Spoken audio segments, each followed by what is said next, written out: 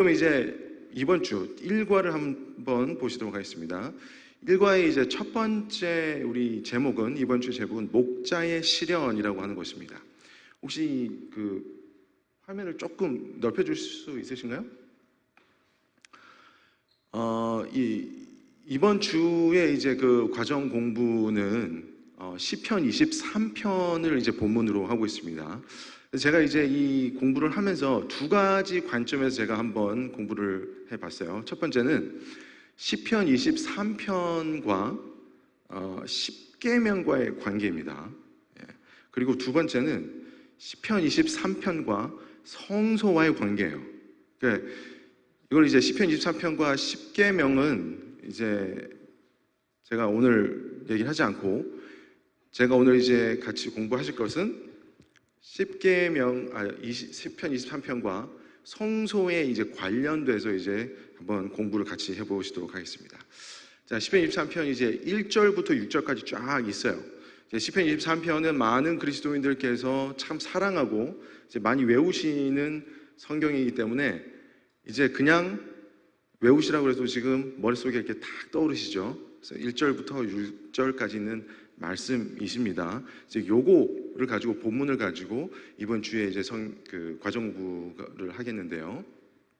자, 첫 번째, 우리 1절과 6절을 보시면 연관성이 있습니다. 우리 그 구약 또 이제 히브리 문학을 보시면 그 카이즘이라는 그게 있어요. 그게 이제 대꾸법이라고 하잖아요. 그래서 항상 책에서 가장 처음과 마지막은 연관성이 있습니다. 일치하는 부분이 있어요. 그래서 우리가 책을 이렇게 폈다가 이렇게 닫으면 이 부분과 이 부분이 맞닿듯이 첫 음과 마지막에 이렇게 대꾸를 하고 있습니다. 그러면 1절과 마지막 절인 6절은 굉장한 관계가 있다는 거예요. 1절은 여호와는 나의 목자시니이고 6절은 결론이 뭐예요? 그래서 내가 여호와의 집에 영원히 거하리로다라는 겁니다. 그러니까 여호와의 집에 영원히 거하기는 이유가 여호와가 나의 목자이시기 때문이다라는 거예요. 그래서 결론이 여호와의 집에 거한다는 겁니다. 여호와의 집이라고 하면 한마디로 이걸 뭐라고 우리가 부를 수 있을까요? 하늘나라. 또 우리 이 시편은 이제 구약이잖아요. 그러니까 구약인 관점에서 하나님이 거하시는 곳, 성소가 되겠습니다. 그죠?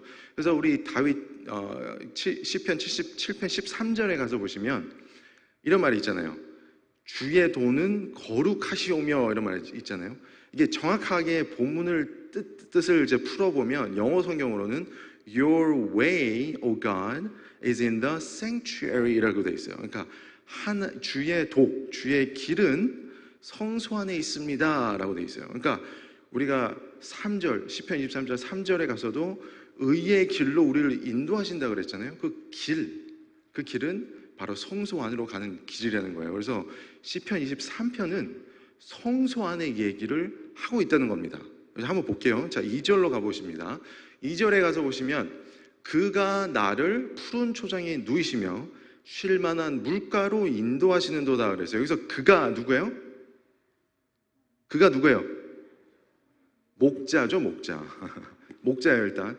그러면 나는 누구예요? 목자가 나를 이끄시니까 나는 누구예요? 양이죠. 그죠? 자, 그럼 목자가 양을 누이신대요. 누이신다. 여기서 누이신다라는 이 히브리 단어가 뭐 로베스 혹은 라바스 이런 단어인데, 이 뜻은 동물, 양 같은 이 짐승이 가만히 누워있는 장면을 얘기합니다. 그래서 유대인들에게 양이 가만히 누워있다, 라바스 하고 있다라고 들으면 가장 먼저 뭐가 떠오르는지 아세요? 요게 떠오릅니다. 자, 우리 성소에 딱 들어가시면 바깥들에 가장 먼저 뭐가 있죠? 번제단이 있습니다. 번제단에는 누가 누워있어요? 여기 지금 서 있는데 좀 이따 이제 누워요. 이 양이 목을 베이고 번제단에 눕혀집니다. 그래서 나를 푸른 초장에 누이시며 할 때 그 양이 누인다는 것은 번제단에서 누임을 보여주고 있는 거예요. 자, 번제단을 지나고 나면 바깥틀에 두 번째 성물이 뭐가 나오죠? 물두멍이 나옵니다. 그죠? 물두멍. 자, 2절에 푸른 초장에 양을 누이시고 그 다음에 어디로 데려가세요? 물가로 인도하시는도다. 정확하게 성소 안에서 번제단과 물두멍으로 이어가는 그 길을 보여주고 계신 거예요. 근데 여기서 보시면은 우리가 이제 항상 시편 23편 2절을 읽을 때마다 그가 나를 푸른 초장에 누이시면 얼마나 기분 좋은 평화스러운 이 광경이에요. 그죠? 근데 이 양의 모습을 보시고 저 그림의 이 양이 여러분이라면 여러분 앞에 있는 게 평화스러워요? 아니면 어때요? 불이 지글지글 시련이잖아요. 고통과 고난이 앞을 기다리고 있잖아요. 그죠? 그죠? 그리고 나서 그 피를 씻기시는 물가라는 거예요. 그죠? 그러니까 우리가 궁극적으로는 우리가 가는 곳이 푸른 초장과 쉴 만한 물가예요. 사실 이 그림은 에스겔서에서 나오고 요한계시록에서 나옵니다. 어떤 그림이냐면 영원한 하늘나라, 푸른 초장이 가득하고 시냇물이 흐르는 그곳을 나타내고 있어요. 근데 그곳에 가기 전에 이 땅에서 겪어야 될 그 푸른 누워야 되고 물가로 가는 곳은 번제단의 경험과 물두멍의 경험이라는 것입니다. 우리 이 번제단과 물두멍이 나타내는 것이 상징하는 게 뭐죠? 침례예요, 침례. 그죠? 침례식을 하면 우리가 축하를 해주죠. 우리가 막 선물도 주고 축하한다고 해주잖아요. 근데 침례가 나타내는 게 뭐예요? 죽고 장사되고 부활하는 건데 죽고 장사되는 그 부분이 축하할 일인가요? 아닌가요? 축하할 일이 아닌 것 같이 보이잖아요. 그런데도 우리가 축하를 한단 말이에요. 그죠? 여기서 우리가 이 앞에 고통과 시련이 있는 그 번제단을 봄에도 불구하고 우리가 푸른 초장을 바라본다는 것은 침례의 경험을 우리가 받아들인다는 것과 똑같다는 말입니다. 왜냐하면 이것을 예수님께서 벌써 지나가셨기 때문에요. 그래서 이 번제단의 경험을 통해서 예수님께서 우리를 위해서 돌아가시고 먼저 부활하신 것을 나타낼 때 그 장면을 2절에서 그대로 보여주고 계십니다. 우리가 매일매일 우리의 삶 속에서 우리가 번제단 앞에서 희생당해야 됩니다. 죽어야 돼요. 뭐가 죽어야 되죠? 우리의 자아가, 우리의 자존심이. 우리가 이제 참 많은 우리가 겪는 고통 중에서 재정의 고통도 있고 또 뭐 건강의 고통도 있고, 그죠? 여러 가지 시련이 있는데 제가 볼 때는 가장 쉽게 매일매일 우리가 접할 수 있는 시험은 이 사람들과의 관계 속에서 나는 그 시험인 것 같아요. 정말 조그만 거 가지고도 우리가 참 관계 속에서 굉장히 많은 시험을 받고 시련과 고통을 받습니다. 왜 그럴까요? 우리의 자아가 살아있어서.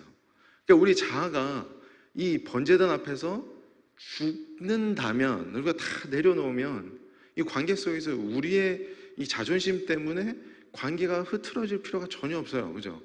제가 이 자아가 심하거든요, 제가 막 박박 우기고 했던 것도 안 했다 그러고 안 한 것도 했다 그러고 막 우긴단 말이에요. 틀린 것을 알아도 왜요?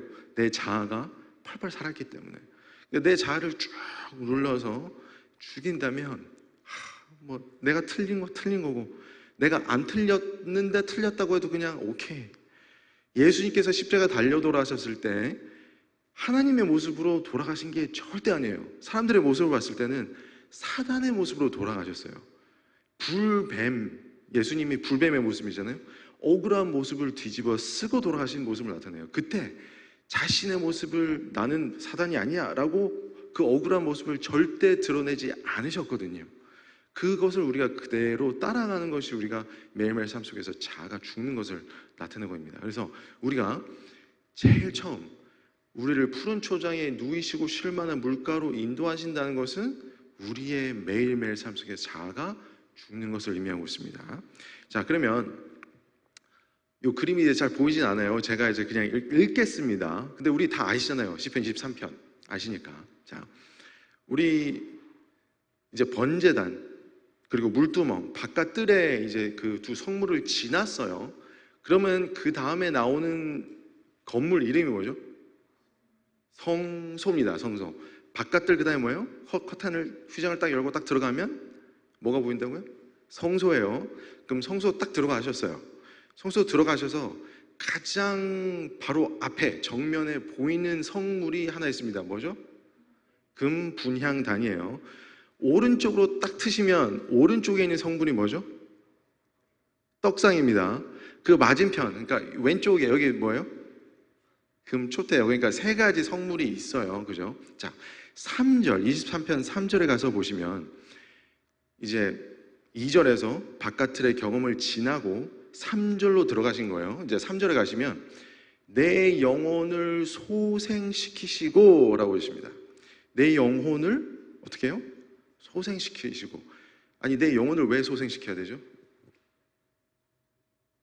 소생시켜야 될 이유가 있을 거 아니에요. 영혼이 뭐 하기 때문에? 죽어가기 때문에 소생시켜야 될 거 아니에요. 그죠? 그러면 이게 영혼이 막 죽어가면 우리가 뭐가 필요해요? 막 호흡이 막 딸리니까 뭘 줘야 되죠? 인공호흡, 호흡을 줘야 돼요. 그죠? 그죠? 그러니까 내 영혼을 소생시킨다는 것은 내 영혼에 호흡을 넣으신다는 얘기예요. 자, 영혼의 호흡이라는 말이 있습니다. 화이프님께서 이거는 영혼의 호흡이라고 그랬어요. 기도는 영혼의 호흡이다. 들어보셨죠? 기도는 영혼의 호흡이다. 자, 성소 안에 기도를 상징하는 성물이 있습니까? 없습니까? 뭐죠? 금분향단. 성소문을 탁 열고 바로 앞에 보이는 게 뭐라고요? 금분향단. 그래서 우리가 기도를 드릴 때 그 향이, 이게 쫙 아름다운 향기가 쫙 올라가서 이제 그게 향기가 어디 쪽으로 슉 넘어가는지 아세요? 우리 흔히들 위로 막 올라간다고 생각하잖아요. 근데 이게 지성소 안쪽으로 쫙 들어가게 되어 있습니다. 자, 3절 뒷부분이에요. 자기 이름을 위하여 의의 길로 인도하시는도다. 자, 우리의 기도로서 내 영혼을 소생시킬 때 하나님의 이름을 위한 길이 있대요. 그 길로 인도하시는데요. 의의 길이 있는데 아까 의의 길은 뭐라 그랬죠? 성소라 그랬습니다. 그 길이 궁극적으로 나타낸 것은 아버지가 계신 그 곳이에요. 자기의 이름을 위한 길이래요. 자, 성경에서도 이름 하면은 무엇을 상징하죠? 이름, 품성, 그죠? 화이프님께서는 우리의 이름은 우리의 품성을 나타낸다고 했습니다. 그러니까 여기서 하나님의 이름이라고 했으면 하나님의 무엇을 나타낸 거죠? 하나님의 품성, 그죠? 자, 하나님의 품성이 뭘까요? 사랑, 그죠? 우리 마태복음 5장 48절에 가서 보시면 아버지가 온전하신 것 같이 너희도 어떻게 해요? 온전하라. 똑같은 얘기를 누가복음에 가서 보시면 누가복음에서는 6장 46절에 한 아버지가 자비로우신 것처럼 너희도 자비로워라 이렇게 됐습니다. 그래서 하나님의 품성은 온전하신데 그 온전하신 품성은 자비롭다는 뜻이에요. 그러니까 여기서 하나님의 이름을 위하여 그랬으니까 하나님의 품성을 위한 길, 하나님의 뭐죠? 자비하심을 보여주는 길이라는 거예요. 그죠? 우리가 영혼을 소생시키는 기도, 분향단에서 향이 어디로 넘어간다고요? 지성소 안에 들어간다 그랬죠? 지성소 안에 뭐가 있습니까? 법궤가 있는데 이 법궤 위에 앉아있는 이걸 뭐라고 그러죠? 시은좌라고 합니다. 시은좌의 뜻이 뭐예요? 자비의 의자. 그러니까 이 보시면 성소를 탁 열고 들어갔을 때 내 영혼을 소생시키는 기도를 나타내는 분향단에서 기도의 연기가 슉 올라와서 하나님의 이름을 나타내는 그 품성을 나타내는 자비가 있는 의자의 길로 그 향이 인도하는 거예요. 그것을 3절에서 그대로 보여주고 계시다는 것입니다. 그러니까 우리의 고통과 이제 시험을 이렇게 우리가 받아야, 그러니까 모든 어떠한 것이든지 간에, 그러니까 고통이 없는 사람은 없잖아요, 그죠? 저희 아기 이삭이가 이제 5살이 곧 되는데 이 얼마나 뭐만 하면 힘들다 그러는지 5살짜리 아이가 뭐만 하면 힘들대요. 그래서 자라 그러면 너무 힘들어, 나에게 이런 시험을 주지 마, 이렇게 얘기를 하더라고요. 그러니까 5살짜리한테도 시험이 있는 거예요. 그러니까 막 놀고 싶은데 잘하고 그러면 이게 막 시험이 되는 거예요. 그러니까 나에게 이런 고통을 주다니 우리 아버지가 이렇게 하는 거예요. 그러니까 모든 이 시련을 겪을 때 우리가 해야 될 일, 가장 먼저 하나님께서 우리를 번제단의 경험으로 이끄십니다. 그리고 나서 우리가 가장 먼저 맞닥뜨리고 봐야 되는 것은 기도라는 거예요. 그러니까 우리가 흔히들 아까 이제 제가 초반에 말씀드렸잖아요. 우리가 겪는 내가 이 건강의 시험이라든지 뭐 재정의 시험이라든지 딱히 뭐 안식일을 지키기 위해서 노력했다가 겪는 시험이 아닌데 이게 이게 의미가 있을까 성경적으로라고 생각을 하실지 모르겠어요. 하지만 그 순간에도 나중에 이번 기회를 통해서 계속 배우실 게 오지만 그 순간순간에도 하나님께서 역사하시는 그 뜻이 있다는 거예요. 그 시련 속에 여러분들은 아무런 연관이 없다라고 생각하실지라도 하나님이 보실 때는 상징하는 연관이 있다는 겁니다. 그래서 어떠한 시험을 맞닥뜨리든지 간에 기도로서 하나님과 연결 먼저 돼 있어야 된다는 겁니다. 자, 이제 그리고 4절로 넘어갑니다. 4절에 내가 사망의 음침한 골짜기로 다닐지라도 해를 두려워하지 않을 것은 주께서 나와 함께 하심이라. 주의 지팡이와 막대기가 나를 안위하시나이다 그랬습니다. 우리가 아직 성소 안에 있어요. 성소 안에. 자, 여기서 먼저 우리 주의 지팡이와 막대기가 나를 안위하신다 그래요. 여기에 그림이 있습니다. 여기 조그만 게 막대기고 긴 게 지팡이에요. 정말로 이제 이스라엘 목자들이 이 두 개를 가지고 다녔습니다. 이 긴 지팡이는 어깨에 걸고 다녔어요. 그러니까 한쪽 어깨에 걸고 이렇게 비스듬히 대각선으로 이렇게 해가지고 가지고 다녔어요. 그 손에는 이 막대기를 가지고 다녔습니다. 그래서 이 목자가 이 두 개를 가지고 다니는 그 모습을 이렇게 보면 이 막대기 두 개가 어떻게 돼 있어요? 이렇게 겹쳐서 항상 가지고 다녀요. 이 무슨 그림 같이 보이세요?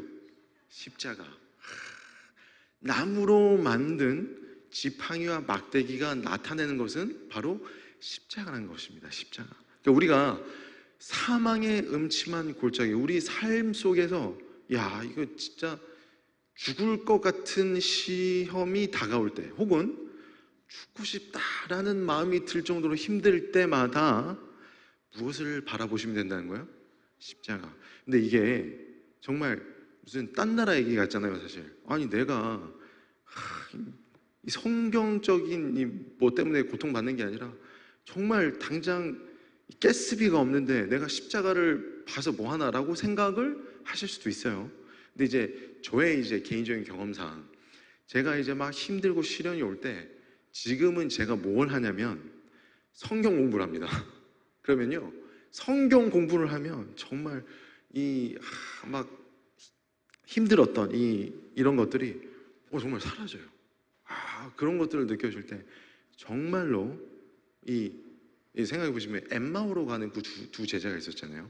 이 두 제자가 우리 흔히들 생각할 때 예수님이 메시아이길 바랐는데 메시아가 아니네, 힘들어, 이게 아니에요.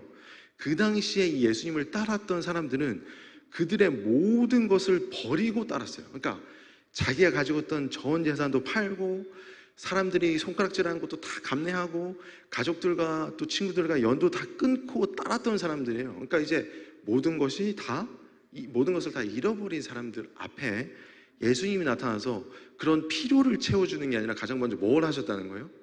성경 공부를 하셨잖아요. 자기의 모습을 성경에서 나타내 보죠. 그러니까 성경 공부를 할 때, 십자가를 바라보실 때 진짜로 정말로 한번 해보시면 돼요. 해보시면 정말 성경에서 우리에게 이런 위로를 주시는 거라는 성경의 위로의 말씀을 찾을 수가 있습니다. 근데 여기서 사망이 음침한 골짜기라고 했습니다. 우리가 성소 안의 관점에서 볼 때 우리가 여전히 지금 성소 안에 있어요.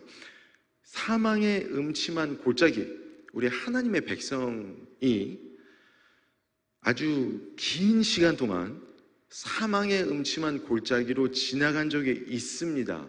언제인지 혹시 기억나시나요? 자, 이 그림을 보시면 혹시 기억나시는지 모르겠어요. 1260년 동안 로마 카톨릭 교황권 아래서 538년 동안 1798 8년까지 우리 하나님의 백성들이 사망의 음침한 골짜기를 지나간 경험 다 아시죠? 여기 이제 그림을 보시면 되게 흥미로운 재밌는 그림인데, 이 그리스도인을 핍박하는 사람들의 옷과 또 이게 막 이게 그 막대기가 무슨 모양으로 되어 있어요? 십자가로 되어 있어요. 십자가. 근데 이 죽임을 당하는 그리스도인은 그 십자가를 어떻게 하고 있어요? 붙들고 있어요. 붙들고. 그러니까 마지막에요, 우리 남은 무리들, 남은 교회가 마지막 시험을 통과하고 우리가 핍박을 받고 죽임을 당할 때 무엇 가지고 우리가 핍박을 당할 것 같으세요? 십자가로 핍박을 당해요. 그러니까 교회의 교리로서 우리를 핍박을 당해요. 우리가 다른 게 아니에요. 무슨 뭐 아무것도 아니고 무슨 그 우리가 흔히 말하는 뭐 백신, 마스크 이런 거 전혀 아니에요. 뭐 가지고 핍박을 당하냐면 예수님을 믿는 그 방법, 같은 예수님을 믿는데 그 십자가를 우리를 짓누르는. 근데 우리는 어떻게 해야 되는 거예요? 끝까지 그래도 십자가를 붙들고 하늘을 바라볼 때 그 시험을 견디게 된다는 것입니다. 이 그림을 보면 이게 이제 볼 수가 있어요. 자, 근데 우리 요한계시록 12장을 가서 보시면 요 세 번의 시간이 나옵니다. 그죠? 요한계시록 12장에서 보시면 첫 번째, 두 번째 인류 구원의 시간이 나와요. 우리 첫 번째 시간은 이제 아이와 용, 그러니까 예수님과 사단의 싸우는 시간이 나오는데, 그것이 첫 번째 시간 예언표에 나오는 71회와 연관이 되어 있고, 이제 두 번째는 이 교회와 사단, 우리가 지금 보셨던 내용이죠. 1260일, 그죠? 근데 1260일은 또 3년 반이라는 기간으로 나옵니다. 그것이 정확하게 한때와 두때와 반때라는 그 기간으로 설명이 돼 있어요. 그죠? 그리고 이제 마지막에 나오는 것이 남은 자손과 용의 싸움으로 이 인류 구속의 역사가 끝이 납니다. 그죠?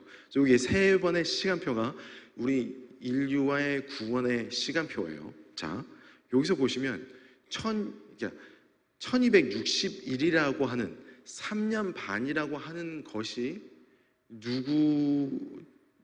그러니까 이제 교회, 하나님의 백성으로서 사망의 음침한 골짜기를 지나간 그 시간이라는 겁니다. 그 시간. 그래서 요거를 성소에 대립해서 보면 번제단과 물두멍, 그러니까 바깥들에서의 경험은 그 첫 번째 72일의 경험이에요. 그러니까 예수님께서 돌아가신 경험이죠. 그리고 이제 제일 마지막에 지성소에 있는 그 경험, 성소가 정결하게 되겠다는 그 예언, 그 시간표는 그 세 번째 마지막 시간표 2300주에 해당을 하죠. 그러면 성소, 이 중간에 해당하는 것은 어떤 시간표라고요? 1260년의 시간표가 되겠습니다. 혹은 3.5년, 3년 반의 시간이 되겠죠. 우리 3.5년이라고 하면 성경에 또 엘리야를 기억하실 수가 있어요.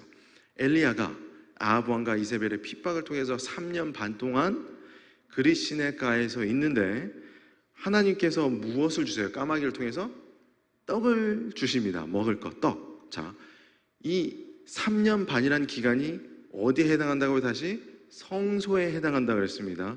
성소에 떡을 나타내는 상이 있나요?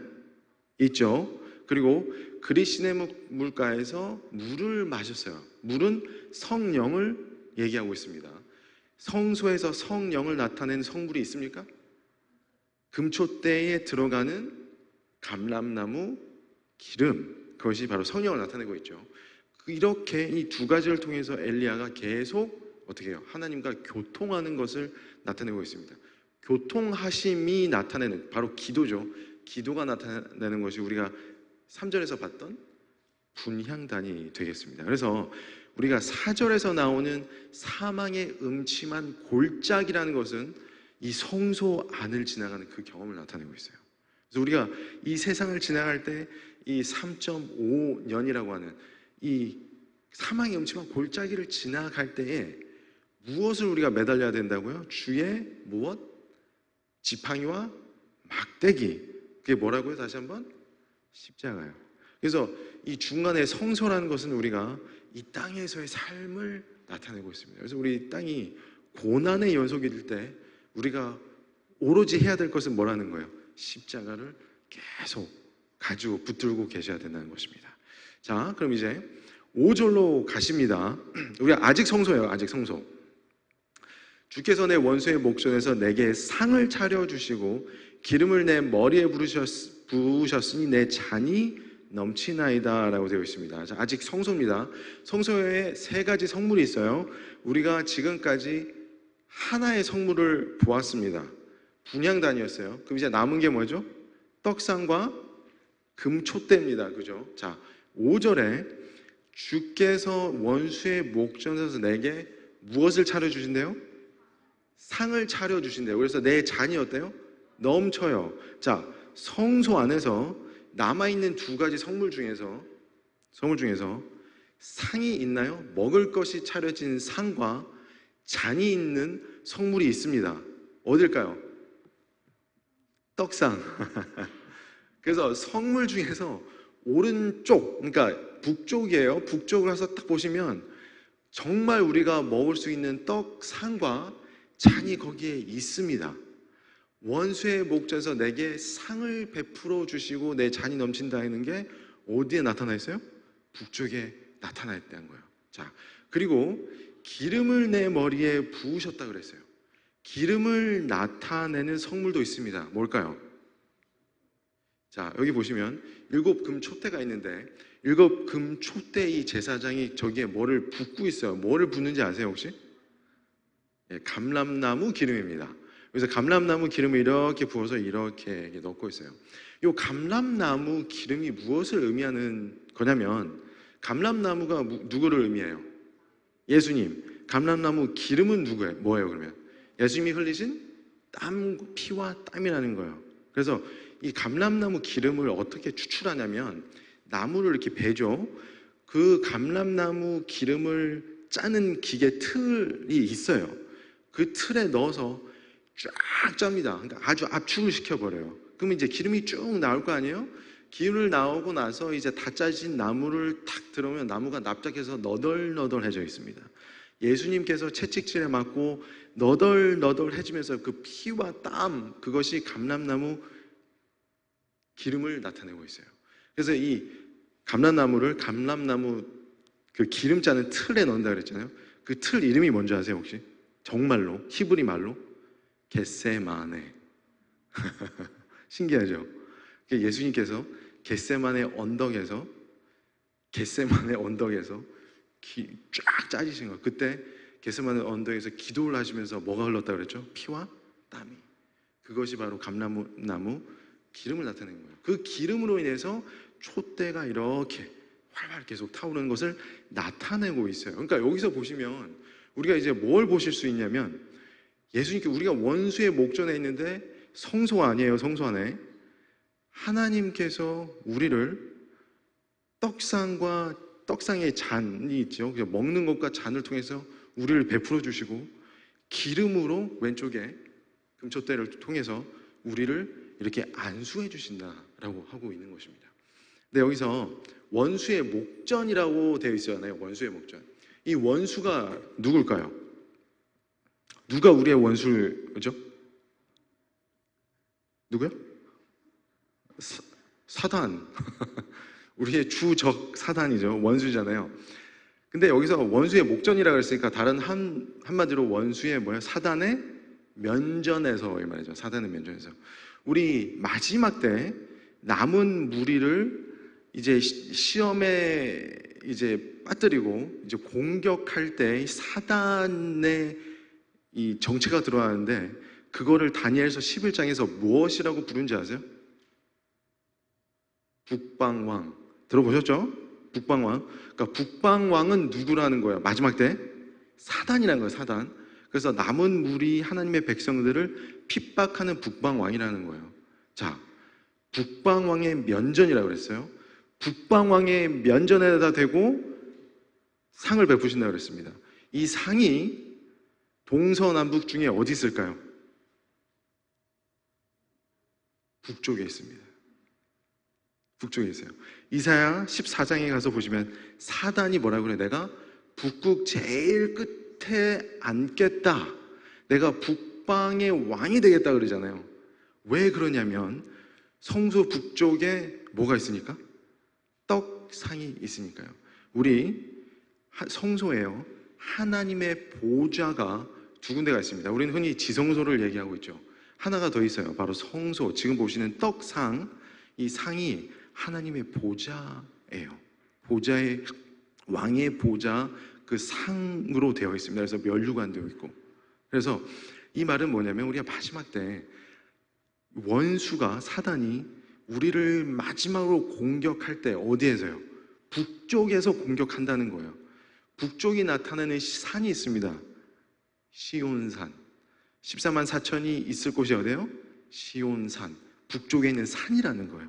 그 산에 있을 때 북방왕이 나타나서 우리를, 그 북쪽에서 우리를 못 살게 굴 때에 하나님이 그 면전하다 대고 먹을 떡을 주신다는 거예요. 이 떡이 뭐예요? 떡이 상징하는 게 하나님의 말씀이죠. 그러니까 마지막 때 사단이 주는 시험은 하나님의 말씀을 왜곡해서 우리를 시험에 빠뜨릴 때에, 1월 휴업령이죠. 1월 휴업령.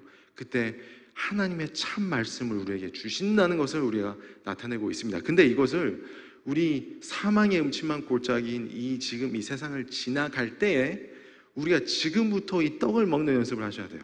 그러니까 우리가 매일매일 삶 속에서 매일매일 하나님께서 주시는 이 떡을 먹을 때야 비로소 사단의 면전에서 두고 사단을 비우는 듯이 우리가 하나님의 말씀을 매일매일 섭취를 하실 때에 마지막 시험도 우리가 이제 이기실 수 있다는 얘기가 되겠습니다. 이제 그러면 이제 성소까지 왔어요. 이제 마지막 남은 부분은 뭐죠? 이제 그러면 지성소입니다. 지성소. 우리 마지막 6절을 가서 보실게요. 내 평생의 선하심과 인자하심이 반드시 나를 따르리니 내가 여호와의 집에 영원히 거하리로다 라고 되어 있습니다. 자, 여기서 내 평생의 선하심과 인자하심, 뭐 같으세요? 한마디로 하나님의 자비, 그죠? 그래서 영어 성경에 보면 킹 제임스 버전에 가서 보시면 여기서 하나님의 선하심과 자비하심이라는 그 단어 자체가 mercy라고 나와 있어요. His mercy라고 되어 있어요. 자, 그러면 우리가 성소, 지금까지 5절까지 바깥 들어가 성소의 모습으로 봤어요. 이제 마지막에 지성소로 들어가면 뭐가 있다고요? Mercy seat. 시은좌. 그래서 정말 마지막에 우리가 이렇게까지 왔을 때 하나님께서 내 평생의 선하심과 인자하심, 그의 자비하심이 나를 따르신다는 겁니다. 우리가 하나님이 인도하시는 대로 번제단과 물두멍의 경험을 하고 이 세상에서 사망의 음침한 골짜기에 십자가를 매달리는 그 경험을 하고 나시면 우리가 싫든 좋든 하나님의 자비하심이 그냥 나를 완전히 그냥 따라오신다는 거예요. 끝까지 따라오신다는 거예요. 그래서 여호와의 집에 영원히 거하리로다. 여호와의 집은 다시 어디라고요? 하늘나라, 성소가 나타내는 하늘나라라는 겁니다. 근데 이 여호와의 집에 얼마나 거한다는 거예요? 영원히 거하신다는 겁니다. 자, 요 그림 보시면 예수님이 재림하시는 광경이에요. 여기 신사 아저씨 보이세요? 잘생기신 우리 아저씨가 지금 뭐라고 하시는 것 같으세요? 예수님이 오시니까 어떻게 하자고요? 같이 가십시다 라는 거예요. 우리가 어떻게 같이 갈 수 있을까요? 우리가 어떻게? 우리 험난한 이 시련, 고난의 이 세상을 겪을 때 우리 믿음의 생활을 통해서 우리 교우 여러분들께서 서로 용기를 북돋아주고 예수님의 재림 때 같이 하늘나라 가기를 서로 권면하고 도와주는 그 모습을 성소 안에서 이렇게 보여주고 그 모습을 시편 23편에서 보여줄 때에 우리가 결국에는 우리가 영원히 하나님의 집에 거하게 된다는 얘기입니다. 그래서 우리가 지금 이제 첫 관인데요, 계속해서 우리가 배우실 것은 우리가 이렇게 그리스도와 함께 이 땅에서 받는 이 고난은 하나님 예수님께서 벌써 다 지나가신 것이고 우리를 위해서 결국에는 이 고난이 어디로 이끄신다는 거예요? 영원한 하나님의 나라를 이끄신다는 것입니다. 그래서 우리가 살아가실 때 우리 또 일주일을 사시면서 앞으로 힘든 일이 많이 있으시고 막 시험이 있고 고통이 있으실지라도 우리 다 함께 이것은 우리가 하늘나라에 가는 그 길이라고 생각하시고 하나님을 붙드시는 그러한 신앙 생활을 하셨으면 좋겠습니다. 그래서 오늘 교과 공부 마치고 우리 목사님이 나오셔서 축도하시겠습니다.